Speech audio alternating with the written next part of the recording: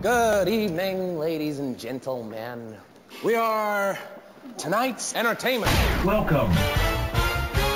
Now, ladies and gentlemen, we're broadcasting from the only place in Decatur where you can make anything from a birdhouse to a photon beam flux capacitor thing. It's the Decatur Makers Hour. Warm welcome, makers. This is Decatur Makers, live recording of a podcast. This is Maureen Haley, local maker, member of Decatur Makers. I'm joined by Kevin Arne and Char Miller-King, the wooden maven. This is our third podcast. Diorio's not with us this morning, but she'll be back. She promises. And we're just going to chat about making and Decatur Makers. Good morning. Good morning.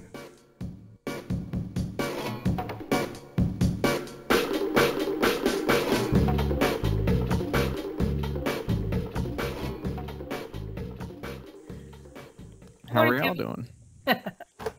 Awesome. It's weird not being in the same space with you guys, but I think I kind of like this. Yeah, I do too. I'm trying not. I have Kevin on my monitor. I could see him. I'm trying not to look at him. Well, I'll try not to take that personally. Yeah. To balance out my input from both of you. I'm trying not to look at the video. So you guys doing all right this morning? Yes. How are you? The last time I saw you, you were kind of under the weather. I know. I had I got sick and now I'm better, and I'm glad that still happens. That I still get better. I know. I'm glad you're better too. Yeah. Well, shall we talk about making? Anything on your minds right at the top of your top of your head? Sure. We can talk about my current stress level with soft close drawer slides. I am convinced that Satan himself invented them. Are those the ones that have like a little delay? You like push them, then they close on their own? Yes. I have been working on a 2-drawer desk. I actually built one 2 weeks ago and it came out horrible. So I took it apart and threw those pieces of wood in the scrap pile and completely started over. And I've been working probably for 2 days on drawers. So next on my list is a cabinetry class so that this doesn't happen again. So that's my current project right now. So how do you close those drawers really dramatically? Like you can't slam them closed for emphasis. Like, right. Do you just have to hit on the table instead? You have to hit on the table if you're angry, but no like dramatic, that's it, I'm done with this work today, and slam things. Unfortunately, not with these. But the desk will be next to my bed, so I wanted, things to be quiet because I live with tiny people who like to go through my things. So I don't want to hear any desk drawers slamming in the middle of the night as they're rummaging for crayons and pencils. Right, that midnight coloring. I know. Gets me like every night. Hey, I think I saw a video, Char, by that. Have you ever watched Evan and Caitlin on YouTube? They're makers. I think they're a couple. And anyway, I think they installed like a secret shelf. And I think they put one of those closures on it. And I remember I don't know, they might have some troubleshooting tips. Oh yeah, I've heard of them and I've watched a couple other videos. Maybe I'll search for that one. Yeah, I just remember there was a lot. You had the level, and then you could set the tension, and then at the end they did put some magnets in just to make sure when it closed it had like a little click at the end or something. I think I don't remember exactly, but they're entertaining. Good to know. Thanks, Maureen. Speaking of entertaining, Char, the Wooden Maven, has a new video up on the Decatur Makers channel. I'm making a push stick. Oh, yeah. Thanks to Kevin. Kevin is so on top of like YouTube and what you need. He's like, Char, I need thumbnails. I need hashtags. I'm like, well, I can't just send the video and people will find it. So he's been really good about staying on top of that.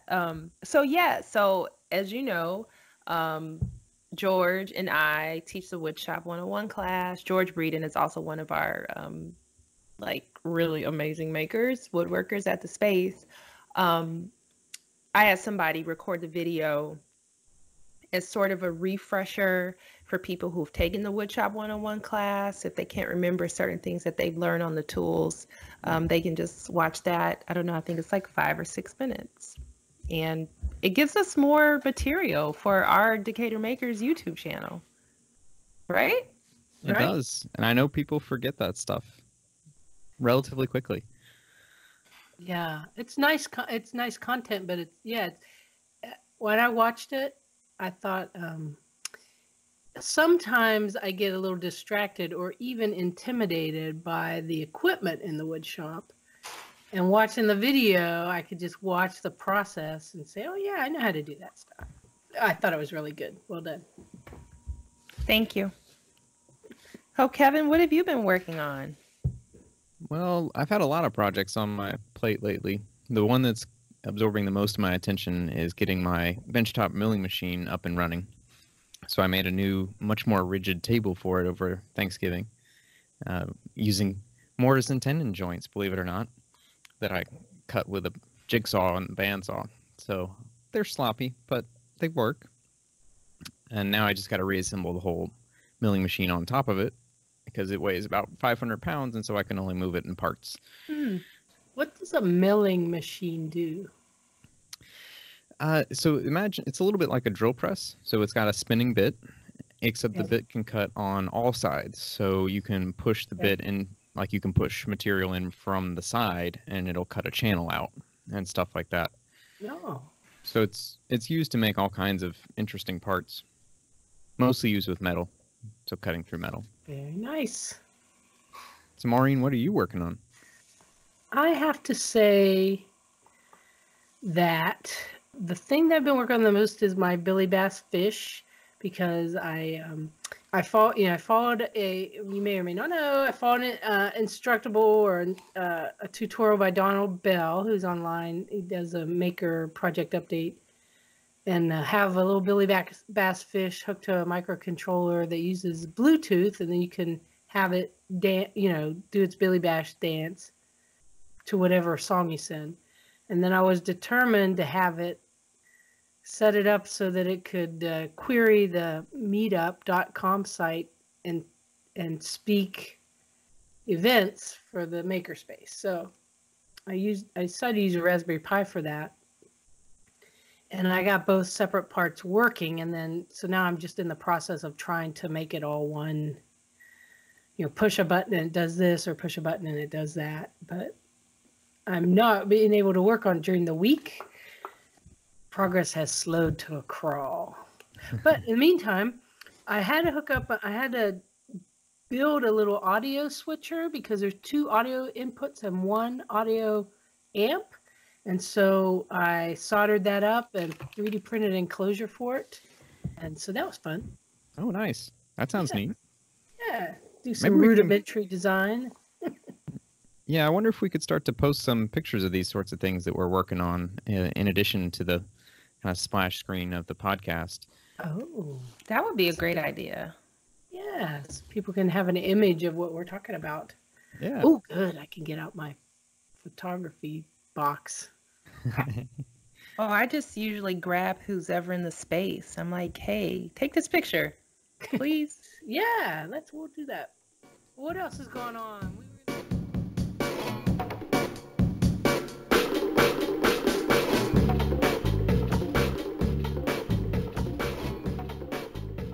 The 2 things I wanted to touch base with were on Maker Faire and on the resin pour that Char that you guys did, I guess. Well, I think the resin pour came first chronologically, so why don't we start with that? Okay. I guess just as a background, in our last podcast, Char brought some great coasters. She and brainstormed having a meetup where Char's kids instructed folks on how to do this resin pour. And I'll let you tell us about it, Char, but you guys got a huge turnout that was a bit overwhelming. Yeah, so it started out with us posting a photo of my twins with their coasters that they had made over the summer. And of course, that just speaks to the power of advertising. You see two really cute twins come pour resin. So everyone's like, oh, kids resin class? So 30 kids showed up, like under the age of like 7. And and I just kind of looked at each other, and kept saying, Char, I'm so sorry. And I said, no, I got this. I was born for this. So we had a couple of adults, and I think we may have run out of silicone molds for people to pour, but we had a couple of other people from the space that just pulled up their sleeves and jumped in, and it ended up being okay. You know, we didn't run out of resin, thankfully, but it was great. Everyone enjoyed it, and some of the adults, you know, they pulled us to the side. Hey, can we do this again with just us, maybe? Of course, we totally can. So it went. I think it went great for what it was. You know, we have a lot of great members at our space that just really speak to what it is to being a community, you know, and not saying, well, I didn't sign up to volunteer here. No, we see a need for something and we just jump in. We don't need any kudos for it. We don't need any praise. We just do it because there will always be a need for people to learn. And there'll always be a need for people to teach. So I think we are in the perfect place to do that. So it went great. We're going to do it again. As a result, it's being like really talked about in my family. So my other kids went to school talking about it. So I will be doing a resin pouring class with my older children for about 60 kids, I think next week. So I'm seeing like a theme right now in my life where I'm like teaching kids how to do things. Yeah. So it's fun. But yeah, the class was great. I think mostly everybody came back the next day and got their coasters. And, you know, we're talking about expanding it and doing some other cool things. I really, really, really want to do river tables at the space. A class where we do like a deep pour. Now, of course, resin can be expensive.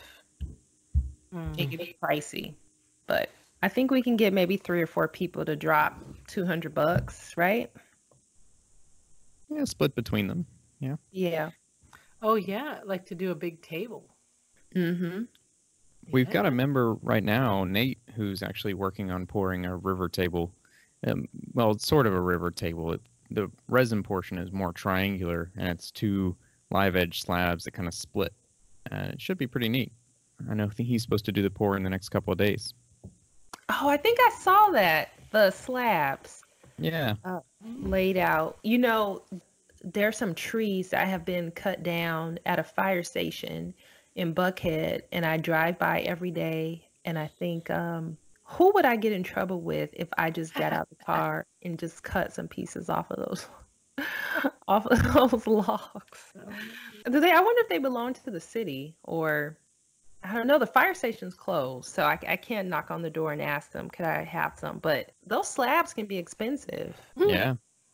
But I got a new chainsaw, by the way.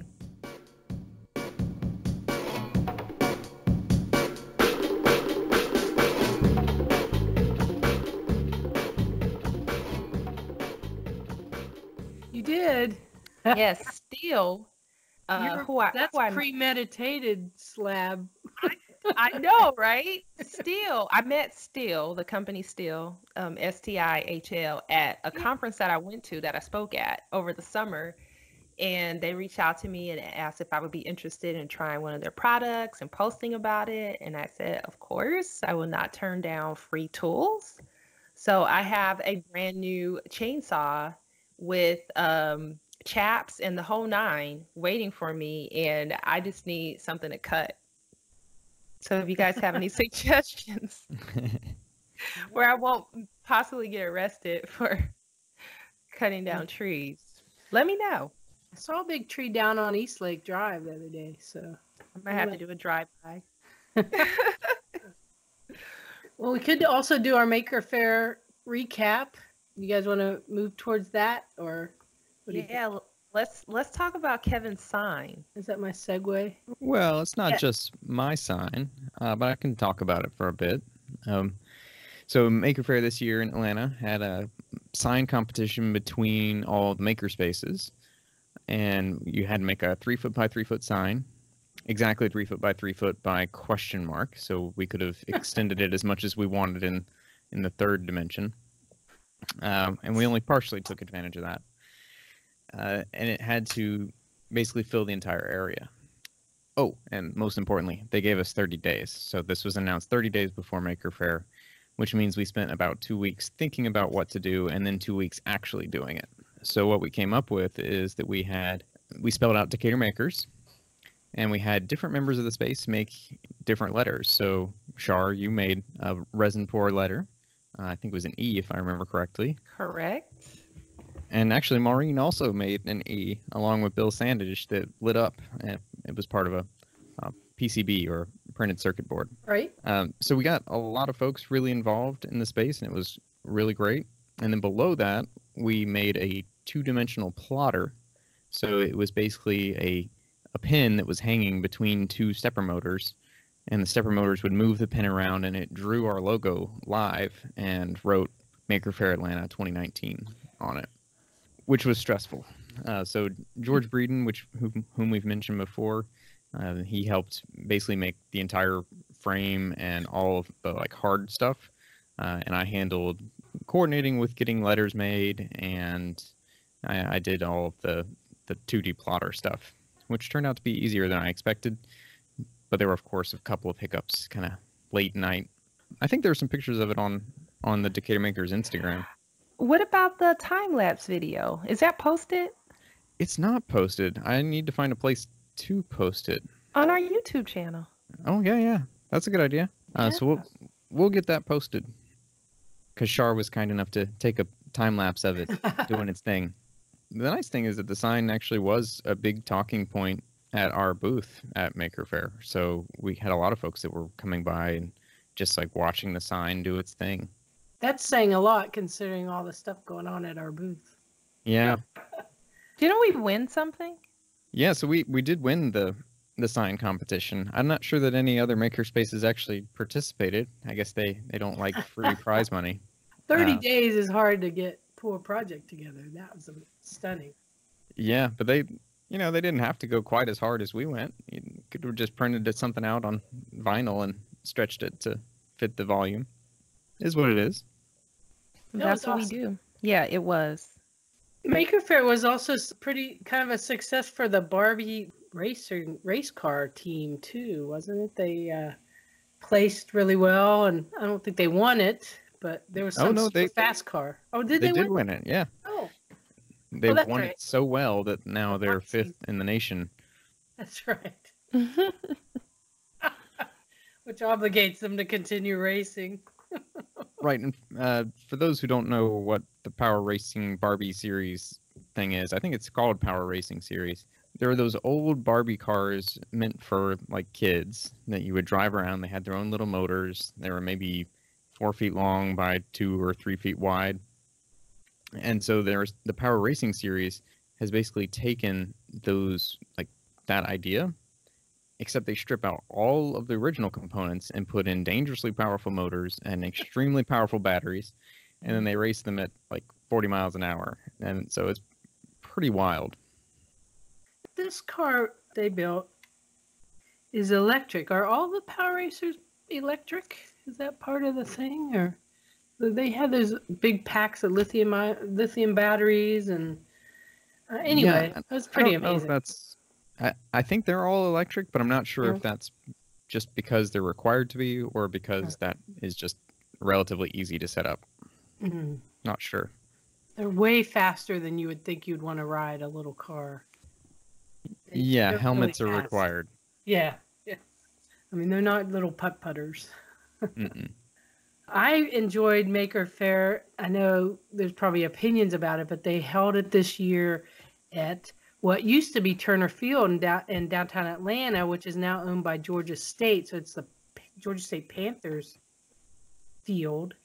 They just had a big space. They had parking, and they had a lot of room for a lot of booths, and they had some indoor areas.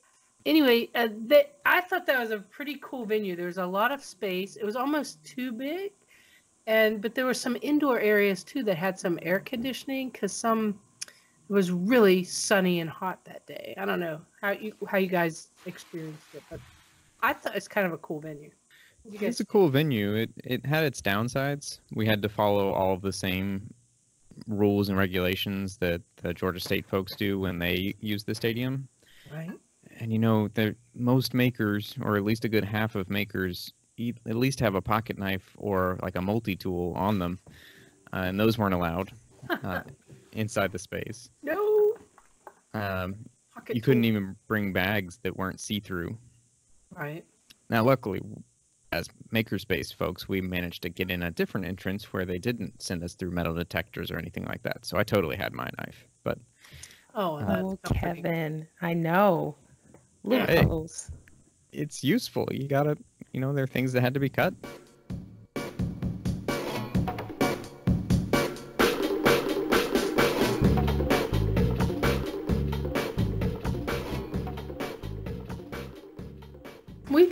We unloaded a toolbox full of stuff, though. Mm-hmm. Shh, quiet. Don't tell anyone. No one will ever hear about that. There was a really good turnout. Our booth was packed the whole time I was there. Yeah. Mm-hmm. It was packed. Oh, and the badges, Kevin's badges. That was amazing. Oh yeah. But you did the oven solder. What's that called? Surface mount components and the. Yeah, solder reflow. Reflow. Okay, so there's like 12 of us who don't know what solder reflow is. So with soldering, the most common kind of hobbyist soldering is where you have a solder and you heat up the joint. There are usually little poles, like legs, that come out of the resistors that go all the way through the board. And then you kind of bend those to keep it in place, and take a soldering iron, take your solder and connect the two together and kind of melt them together. So that's the standard way, but there are also components that don't go all the way through the board called surface mount components. And what you can do with those is you can actually put down what's called solder paste. So it's a little kind of paste-like material that you just put on each of the little pads where the component's supposed to go. And then you bake it in the oven, and it melts it and basically solders it together without you having to deal with iron. Did you physically have to bake it? Yeah, we actually had a little toaster oven. That little kids putting solder paste on little surface pads. It was so cool. Yeah, I think I would change a lot about it next time. I've made some jigs to make it easier to place all the solder paste and change the board so that some of the components are a little bit bigger, because the kids had trouble with placing them because they're tiny. They're really tiny. But, it was certainly an interesting experiment. You worked really hard on prepping those. I remember seeing you the days before Maker Faire. You had a lot. You did a lot, Kevin. Everything came out great, by the way. Oh, yeah. Thank you. That plus the sign. Kevin was kind of busy for a few weeks. Yeah, I was a little stressed. I could tell. I did want to talk about one important thing before we got off, and that's safety. Oh, cool. I think Kevin mentioned we've changed the saw stop brake 3 times in the last month. Yep. So it's been triggered 3 times. I know. I was there once, and there was someone wasn't sure why it triggered. Well, it was the first time that I had tried to change an activated brake, which is way different from just switching the blade out from like a combination blade to like a dado set. And it's so important to follow the directions. It ended up taking 3 of us to get it off because we had just tried to pull it off too quickly, and it ended up taking 3 of us to get it off and get it back, get the right blade and a new brake onto the saw stop. But the last one, Kevin, did we ever figure out what tripped it? Because I think the person that was using it said that there was no metal in their wood. So the saw stop works on a mechanism that's a little bit similar to you know, when it's really dry outside, like in the winter, and you get shocked by a doorknob. So you don't necessarily have to touch it. You just have to be close enough for it to statically shock you. So we think that that's what happened. Fingers were certainly too close to the blade, even if they didn't touch. But we don't know for sure. Hey, do you guys mind if I dumb down the conversation and explain what the saw stop is? A table, No, that's you know, good. table saw is like a flat surface, and stick it up through it's a saw that goes really fast. So we have one that's if you they actually do demonstrations where it's designed so that if your finger touches it, stops. It reduces the risk of injury, and they have demos where they use a hot dog, and they bring the hot dog like as if it's a finger close to the saw blade, and it stops really fast. It might just etch the outside of the hot dog kind of thing. So it's an important safety thing because it's a potentially dangerous machine with devastating results if you do get injured. But it's also a pretty sophisticated mechanism, and the whole blade apparatus has to come off and be replaced when it is triggered. It can't be triggered it locks. Is that what you guys, have I dumbed it down too much or? No. Incorrectly? That is pretty accurate. Yeah. I mean, I'm glad I was able to see it happen because I talk about it a lot. Yeah. And I always warn the people who take the class about not cutting anything that has any screws or any wet wood. But I had never considered that static electricity would be one of the culprits. Trying to figure out how we get around that. Do we wrap everybody in I don't know, not bubble wrap, but something? I'm kidding. Right. Is there some sort of decharger Right. on your wrist or something? Yeah, we decharge you when you come into the space. That might scare new members off. What do you mean by decharge? I don't know, but sign right here. A simple process. No permanent damage will be done. I didn't know it was it was that difficult to change it. I knew there's a safety concern, and then there's a financial, like they're not inexpensive for the space. 3 in short period of time may be related to safety concerns, but also the fact that just a lot of people you guys have brought a lot of people up to speed with your Woodshop 101 class. So.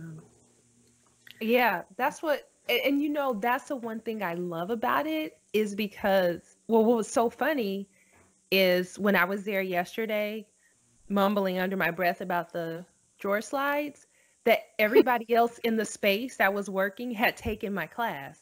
And I was like, yes, they came back like that. Like, I didn't say anything. I just had like an internal happy moment that people were using the tools. I didn't go check to make sure they were using them properly, but some people were using the laser. So some people had taken Kevin's class, and some people were in the wood shop and doing lots of other things. But that's just so important, is that engagement in that community. So it's so good to see everybody back. And next time I see them, I will probably tell them about the decharging process that we're going to start in 2020.